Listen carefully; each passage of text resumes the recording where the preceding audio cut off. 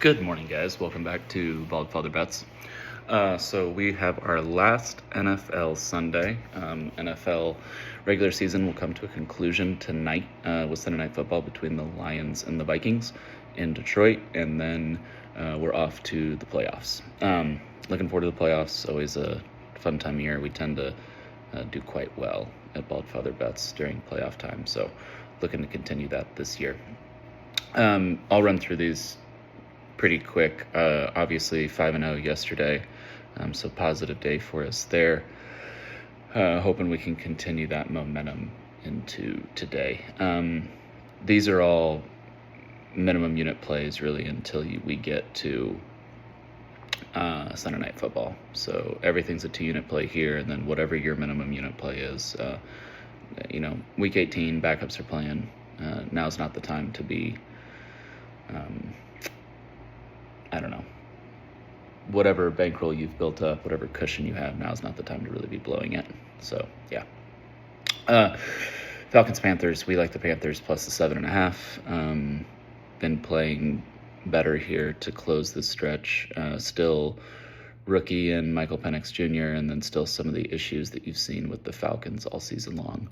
7.5 just seems like too many points for us, and Bryce Young really kind of connecting with Adam Thielen. Cowboys and Commanders, we like the Cowboys plus the 7. Again, it's just too many points. No CeeDee Lamb for the Cowboys, but they've still been able to move the ball some against the Commanders. They've still been able to move the ball some, even last week against the Eagles. Think that you'll see that continue at home versus the Commanders for sure. Bears plus the 10 against the Packers. Again, too many points. Going to hear me say that a lot today. Really, for a Bears team that is still playing everybody and trying to win, so certainly too many points. And this notion that Caleb's been a bust is not true. Caleb's actually been pretty good. He holds onto the ball a little too long, so he takes too many sacks, but he also has a horrendous offensive line. So he really actually hasn't been bad at all this year. Texans-Titans, no play for us there.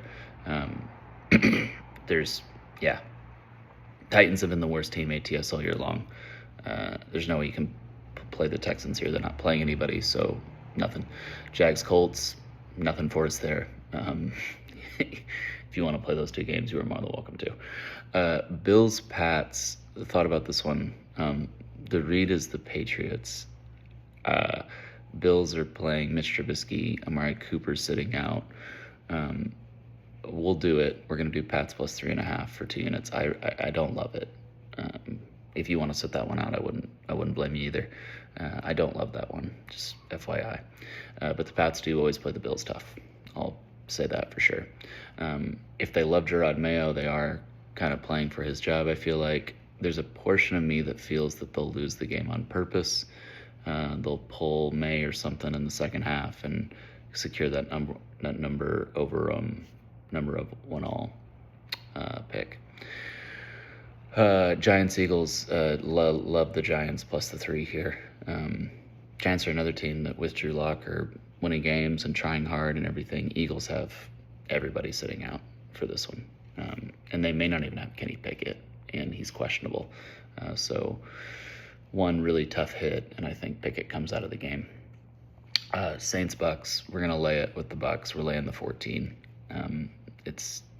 I know it's a lot of points, but Saints are no Olave, no Carr. It's the same story with them. They're completely decimated, and this current Saints coaching staff isn't the one that gave Bowles all the trouble. That coaching staff has been fired. Chiefs Broncos. We're gonna lay it with the Broncos. People are weirdly falling in love with the Chiefs here, and they literally are playing nobody. So yeah, we're going to lay the 10 with the Broncos. I don't really understand what everybody's freaking out about. But anyway, Chargers-Raiders, Aiden O'Connell at the helm for the Raiders, so we are taking the points plus the 7 with the Raiders. Chargers say they're playing everyone. They're only playing for seeding at this point, so it's a big deal. The 5 and the 6 seed is a huge deal. The 6 seed, you have to play at the Ravens. Nobody wants to play at the Ravens. 5 seed, you're playing at the Texans. Texans don't scare anybody right now. So it is a big deal, but I'm curious like how much they're going to play, the starters. If the game is in hand late, do they pull them? You get a backdoor cover with the Raiders. We'll see. Seahawks Rams laying it with Seattle. They want to win at the end of the year here to show, hey, 10-7 under McDonald's first year, just missed the playoffs. That's something to build on. Rams are, everybody's out. Nakua's out. Kupp is out. Stafford's out. They're playing Jimmy G, who's a serviceable backup quarterback for sure, but all the weapons that he has to throw to is out. Kyron Williams is out. Everybody's out for the Rams, so don't really want to lay it there. Jets Dolphins, we are one last time for the year. It's almost like tradition at this point. We're gonna lay it with the Jets minus the 1. No Tua for the Dolphins. Very, very cold up in New York today, and potential that it's Aaron Rodgers' last game. I think him and Devontae Adams will play well today because of that. 49ers Cardinals, laying it with the Cardinals. 49ers down to backup quarterback with Brock Purdy being out, and Deebo Samuel will also not go in this game. So he was like kind of the one weapon left. Him and Kittle's a weapon too, but a little bit more limited.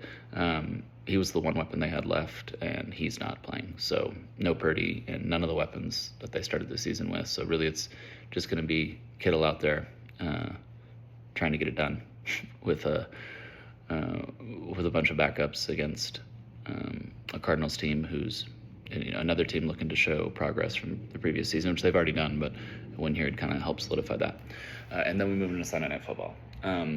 This is really the only game today that has a ton of meaning. There's games that have meaning today, but they're not really in question as to who's going to win. This game's in question as to who's going to win.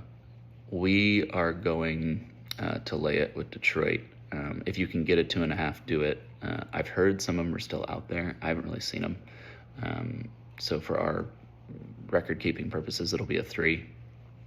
I think a little bit, again, I'm really surprised at how many pundits and public and all that stuff are picking the Vikings to win the game. I think people are falling a little bit too much in love with the fact that they think the Vikings offense is just going to exploit this Lions defense. I think the Vikings offense is going to score. They score on everybody. Lions get Alex Anzalone back tonight. I cannot stress enough how big of a deal that is. When the starters when the defensive players started going down, there was 3 losses that stood above the rest of them. Obviously, Hutch. I don't need to explain that one to you guys. But then Aim McNeil, defensive tackle, their run-stopping defensive tackle, and Alex Anzalone. Those were the ones that were real killers. Once, Hutch went down, you can play without one pass rusher. Detroit was the 5th best team against the rush before Aim and Anzalone went down. And it's dropped off significantly. Those guys up the middle, Anzalone also being the communication and the helmet, having him back is huge. He's a really steadying hand. He's led the team in tackles both the past years, was leading the team in tackles this year before he went down. Huge. And then David Montgomery will not go tonight. They're saving him for the playoffs. But outside of that, the entire offense is healthy, and they get Cleve Raymond back. And that offense isn't slowing down really against anybody. Not against this Vikings defense either, who's good, but I think they're a bit of a paper tiger. So we'll see what happens. But that's it for our last NFL Sunday. Thank you guys for being with us all year long. Really appreciate it. Appreciate the support and love you've shown the channel. So let's get after it today. Let's get some wins and go Lions.